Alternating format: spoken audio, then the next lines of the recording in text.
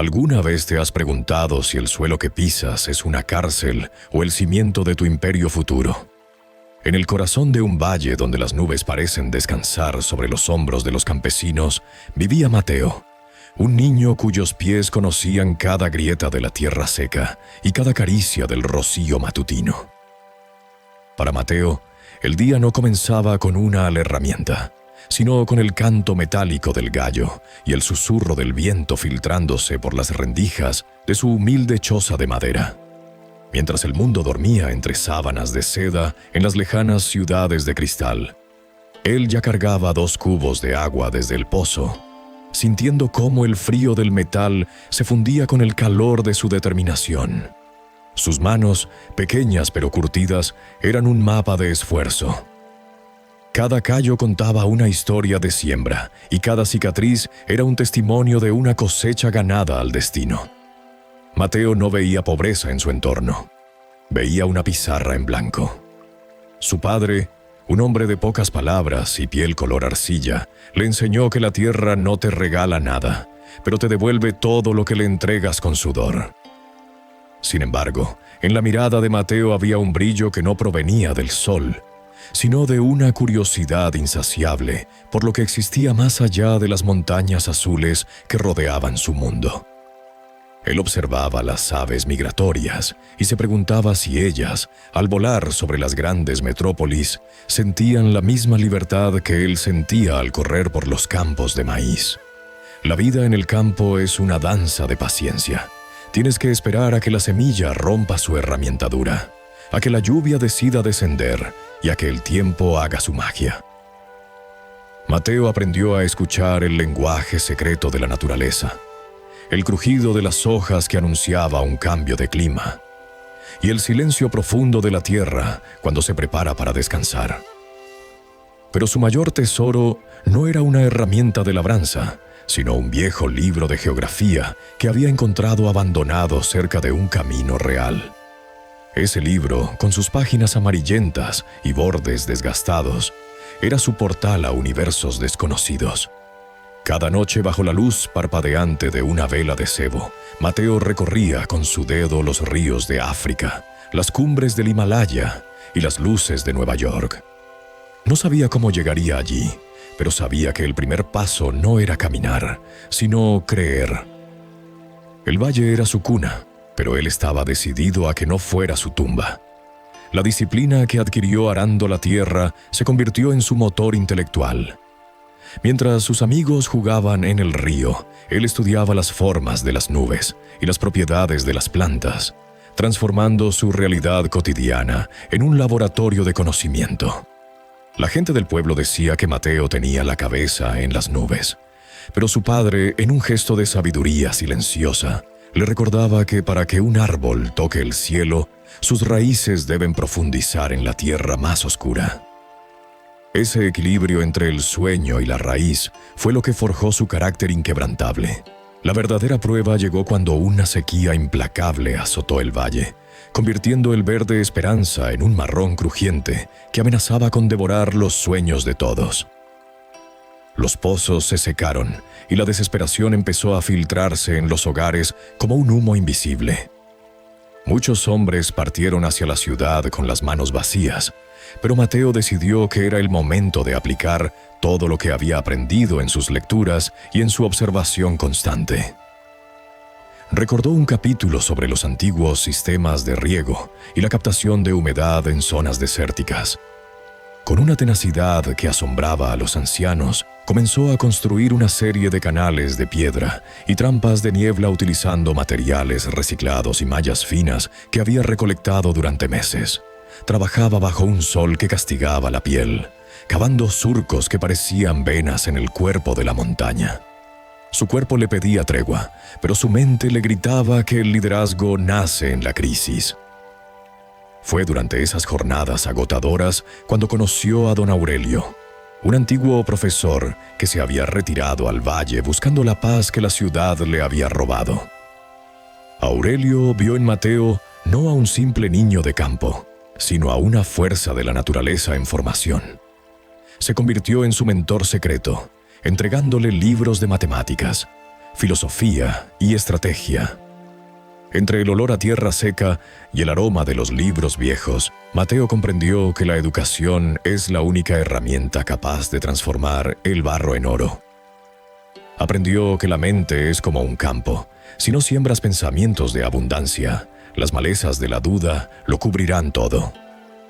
Don Aurelio le hablaba de las grandes ciudades, de cómo la gente corría sin rumbo, olvidando el ritmo natural de la vida, y cómo Mateo poseía una ventaja competitiva: la resiliencia del campo combinada con la agudeza del conocimiento.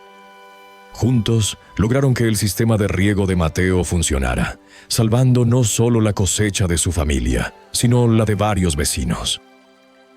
Ese fue su primer gran éxito, una victoria que no se midió en dinero, sino en la mirada de orgullo de su padre y en la certeza de que su destino estaba en sus propias manos. Sin embargo, la ambición de Mateo era noble.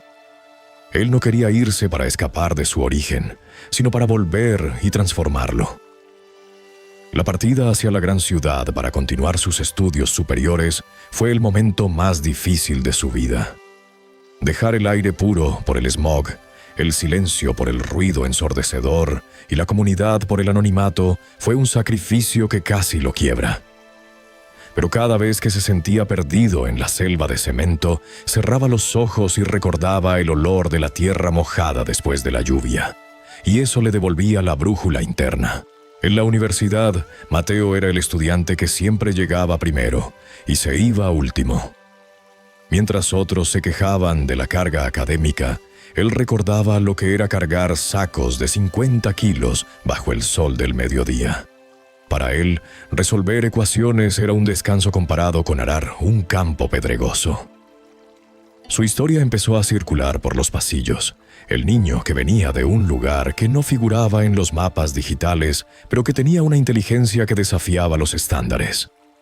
Se enfrentó al clasismo y a las burlas de aquellos que pensaban que el origen rural era sinónimo de inferioridad. Pero Mateo respondía con resultados y una humildad que desherramientaba a los arrogantes. Trabajó como conserje para pagar sus libros, limpiando los mismos suelos donde luego se sentaría a debatir sobre economía y tecnología. Su ventaja era clara. Él sabía lo que era el hambre, sabía lo que era la espera y sabía que nada en la vida es permanente, excepto la voluntad. Un día, durante una conferencia de un prestigioso estratega internacional, Mateo levantó la mano y planteó una solución innovadora para la distribución de recursos en zonas aisladas basándose en el comportamiento de las hormigas que observaba en su infancia. El auditorio quedó en silencio. El estratega, impresionado, le ofreció una pasantía en una de las firmas más importantes del país. Mateo aceptó, pero con una condición: que su proyecto final fuera aplicado en su valle natal. Los años pasaron y el niño del campo se convirtió en un hombre de mundo, pero nunca permitió que los trajes caros ocultaran las cicatrices de sus manos. Viajó por continentes, aprendió idiomas y acumuló una fortuna, pero su corazón seguía latiendo al ritmo de las estaciones. Nunca olvidó a don Aurelio, quien partió de este mundo con una sonrisa, sabiendo que su mejor lección no fue un teorema, sino un joven con propósito. Mateo comprendió que la trascendencia no es ser recordado por lo que tienes, sino por lo que has sembrado en los demás. Durante su estancia en el extranjero, enfrentó momentos de profunda soledad, donde la tentación de abandonar su sueño de regresar era fuerte. Las luces de la ciudad pueden ser cegadoras, pero él tenía una luz interna que brillaba con más fuerza. Se dio cuenta de que muchas personas en las ciudades tenían todo lo material, pero estaban espiritualmente secas, sedientas de la conexión genuina que él había experimentado en su comunidad. Esa observación lo llevó a desarrollar un modelo de desarrollo sostenible que integraba la sabiduría ancestral del campo con la tecnología de vanguardia. El regreso de Mateo al valle fue como la llegada de una lluvia largamente esperada. No volvió como un extraño, sino como el hijo que la tierra había enviado a conquistar el mundo y que ahora volvía para nutrir sus raíces. Con sus ahorros y su red de contactos, fundó la primera escuela de agrotecnología de la región, Un lugar donde los niños ya no tendrían que elegir entre el estudio y el arado, sino que aprenderían a usar ambos para prosperar. Transformó la economía local, creando cooperativas que permitieron a los campesinos vender sus productos directamente a los mercados internacionales, eliminando a los intermediarios que durante décadas los habían mantenido en la escasez. Pero lo más importante no fueron las infraestructuras ni el dinero, sino el cambio de mentalidad. Mateo les enseñó que ser del campo es un honor, un grado de maestría en la vida que la ciudad no puede otorgar.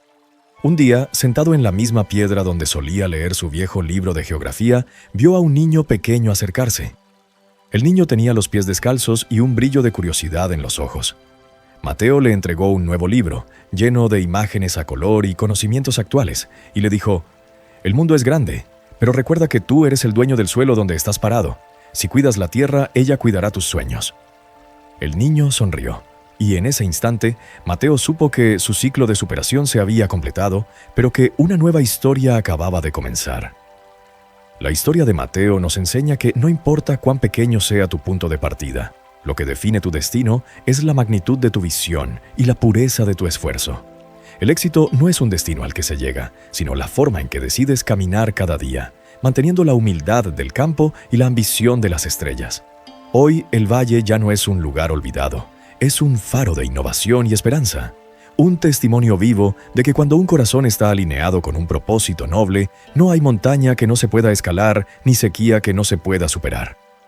Mateo mira hacia el horizonte, donde el sol se oculta tras las mismas montañas azules y da gracias.